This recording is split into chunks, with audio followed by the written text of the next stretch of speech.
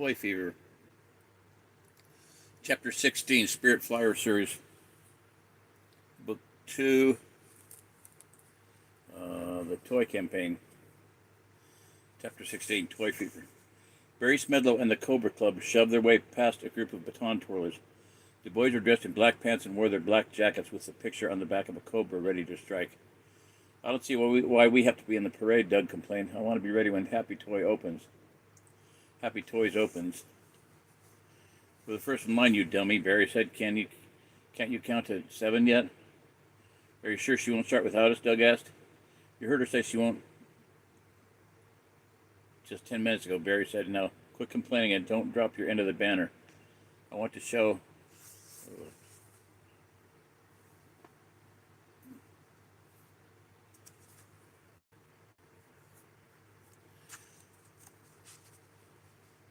the town, who's number one. Doug and Jimmy held up the banner. Slashed across the banner in black paint were the words Cobra Club. Join the fun. Be number one. This will let the kids in town know who we are, Barry said. Join us and have fun. We'll make them pay dues. We'll clean up. Not so loud, Doug whispered. And besides, how do you know they'll pay dues and join up? They'll pay if they want to play, Barry said. No pay, no play. Simple. I don't know, Doug said doubtfully. A lot of kids think that you're, well, you know, what some of the other kids say. I think it's a cockroach.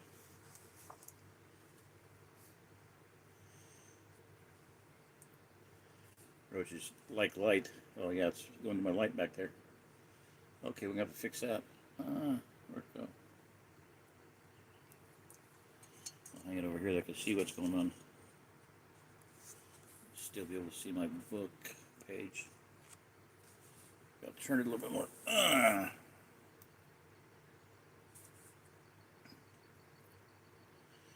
Well, you know what some of the other kids say. Not that I would say those things. You better not, Barry warned. Then he remembered to smile. His new improved smile. He slapped Doug on the back like a buddy. Trust me, by the end of the summer we'll be living like kings. I've got it all figured out. Now let's go. The Cobra Club members cheered and pushed their way up closer to the front of the parade, right behind the mayor's old antique car. Barry rode in front, and then Doug and Jimmy stretched the banner between themselves behind him. The rest of the gang followed. When John Kramer rode up on the Goliath bicycle, the band had already begun to play. John looked for other friends on bicycles in the parade. He didn't see anyone but Barry's group. Then he saw Susan, Lois, and Catherine sitting on their Spirit Flyers. John rode over. Not many kids are in the parade this year, John said. Everyone's worried about losing their place in line at the toy store, Susan said. It's crazy. That's all anyone can talk about. The parade won't be nearly as nice. Mr. Brooks was yelling at the band because a whole bunch of the other older kids didn't even want to play. If you ask me, this grand opening day celebration is going to ruin the parade. Well, this is the first time we've had a grand opening celebration at the toy store, Lois said. And it's new and improved besides. Do you want to be happy, like the picture says? I do. I want to be just like that happy girl with happy toys. She doesn't care whether you're happy or not. She'll be happy because she'll be making all the money in a few days. I don't think we should take her toys, Lois. I don't think they'll be good for our Spirit Flyers. You're just mad because we're the last ones in line, Lois said. I am not, Susan said. I'm going to the toy store just as soon as this demo parade is over, Lois said. Even if we are last, I want to see what toys my friends get. Me too, added Catherine in her tiny voice. The band began to play. A few bicycles joined the parade near the end, right in front of the fire engines. Susan and the others rode over to join them. The parade started up South Main Street before it circled around the square. Everything looked about the same as the year before, except that more children were just watching the parade than being in it. The children and grown-ups were on the sidewalks, and when the band passed, they cheered and clapped. The marches the band played always stirred Susan's heart, too. Though she and the few other bicycle riders were further back, they could still hear the old familiar tunes. Susan liked the trombones the best. She planned to learn to play one when she returned to school in the fall. Her sisters liked the big drums and cymbals. As the parade passed in front of Happy Toys, many of the children in the band looked over hopefully at the big windows. The lights had been turned on so they could see the rows and rows of bright, shiny toys. The two big pictures of the contented boy and girl looked back at the children in the town. If you looked at the pictures long enough, You could almost begin to see your face in the picture as the happy boy and girl. Many children found it hard to look away. Mrs. Happy was on the front step. She smiled and waved at the children in the band. The big purple sign blinked on and off. Even though the parade was only half over when it passed the toy store, many children in the parade stopped marching and joined the growing line on the sidewalk. Each child was showing the next child his or her number. Some children began to argue. Mrs. Happy didn't seem to mind. She smiled at everyone. Just find your place in line, she said to the children who were running up. There's plenty of toys, one for all, for one and all. More and more children left the Independence Day parade as they saw the other children leaving. When the Cobra Club passed by and saw the line forming, some members became worried. I think we should get our place now, Doug hissed at Barry. Yeah, Jimmy added. She won't start without us, Barry said. I want to show everyone who we are. The grown-ups noticed the children crowding up around the toy store, but no one said anything. Those children who had to stay with their parents were begging to leave. Hardly anyone's paying attention to the parade, Susan said to John, to Lois, as they rolled slowly down Main Street. Three of the bicycle riders in the front of Susan sprinted out of their place and jumped their bicycles up the sidewalk. They pedaled straight for the toy store as fast as they could go. By the time Susan passed the toy store, only 6 other bike riders remained. Mrs. Happy looked carefully at Susan and John. She smiled and waved. Most children were comparing their numbers instead of looking at the parade anymore. Some children were yelling. A few were shoving. Far up the street, the head of the parade reached the square. But instead of turning to march around the block, some of the children at the rear of the band began to run back toward the toy store. Then suddenly the whole band began to run at once. Look at the stampede, Susan cried as she saw the band members in their bright red uniforms running against the flow of the parade. The sight of the running band members did it. Suddenly there was 2 parades going in opposite directions. The Independence Day parade was falling apart. The toy fever burned in every child's heart. Each child that had been wanting to leave got up and ran with the crowd. Even the children of the mayor and town council members hopped out of the antique automobile and ran back toward the toy store. The street clogged with children. Every child in the town was moving toward the toy store as if being pulled on a string, a chain. The Independence Day parade disappeared in the crowded confusion. The line was forming on the sidewalk, but not without much arguing and shoving. There was a sea of hands holding up the black plastic numbers. Everyone was sure that someone else was cutting in line. The shoving got worse. John saw a first-grade girl get knocked down on the sidewalk. The noise was deafening. The fire trucks couldn't move through the crowd. The parade is over, Chief Bloomer said, shaking his head. Let her blow. The fire sirens began to wail. That began to quiet the children, but not too much. Deputy Baker arrived in the police car, his red and blue lights flashing. The children stopped shoving when they saw him coming. Barry Smedlow and the Cobra Club were right behind the police car. Out of my way. We're number 1, Barry said. Out of our way. Police escort. Move it. The light starts behind me. Main Street began to clear as the police car came down the street. The fighting and yelling stopped. A little girl and 2 little boys were crying. The car stopped in front of the Happy Toy Store. Deputy Baker got out. Before he could speak, Barry Smedlow and the Cobra Club pushed their way up to the front door of the toy store. Barry parked his bike in the street, then held up his number. Number 1 right here, Barry said. Move away from that door. The line starts behind me and my club. We have numbers 1 through 7. I've never seen such a mess, Deputy Baker said to Mrs. Happy. Okay, line up and no pushing.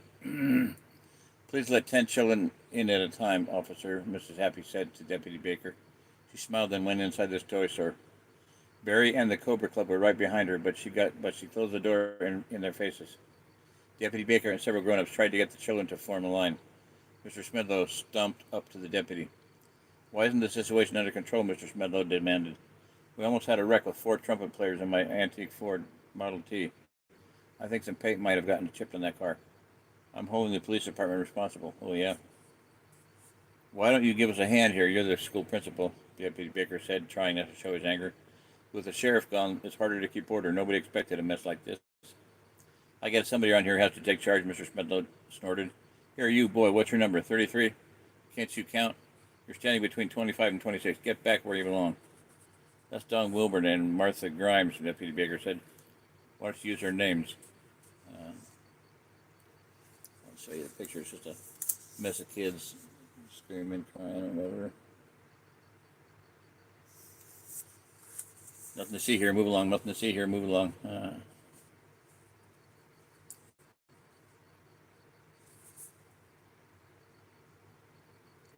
Let's just get this over and done with, shall we, Deputy? Mr. Smedlow grunted. All I see is numbers, and numbers out of order at that. What's your number, boy? Stop that shoving. Far down the street, Susan and Lois and Catherine for their place. John had gotten lost somehow, somewhere in the crowd, and Susan shook her head. Can you believe it? She asked. I thought I was going to get run over.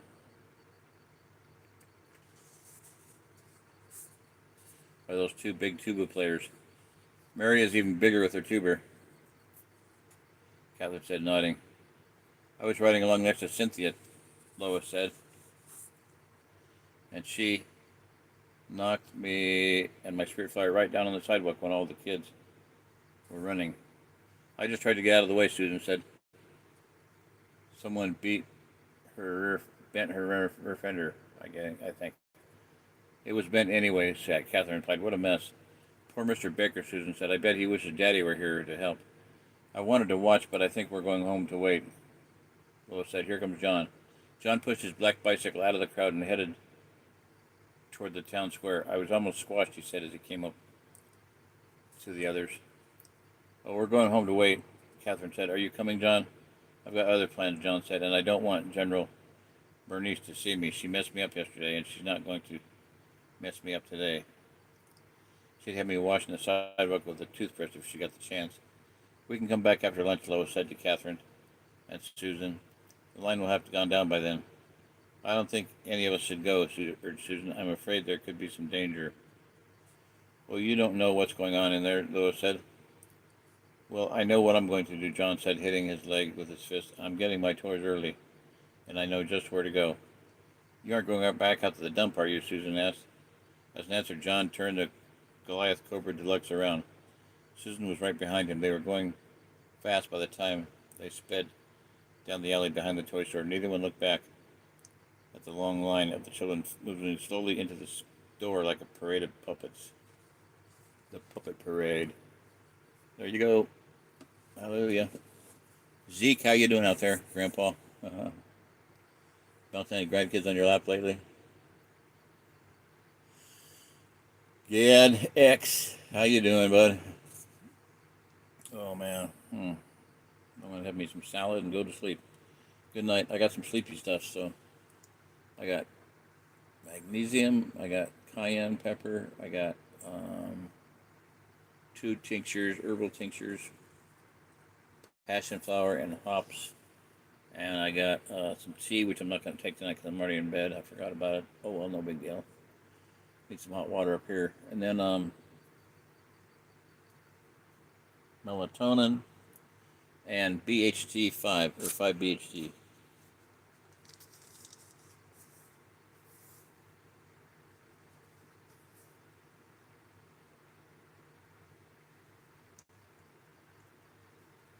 And that's going to knock me out. Good night.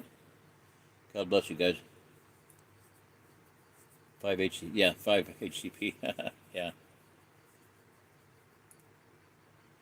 I'm fine. I don't see. Hold on. I don't know. You don't see him up from. Oh, that's too bad. It sure is nice to see him when you do, you know. I know. The first week after the divorce, it about killed me not seeing him because I was living on the same property, and we had a farm, 10-acre farm, and we lived catty corner from them. They could literally go over the river and through the woods to grandmother's house. And they did quite often. When we went over there, I'd weave back a pathway over to them, and it about tore me up. Then one day I was standing over at a friend's farm on the porch, and I felt the Lord speak to me.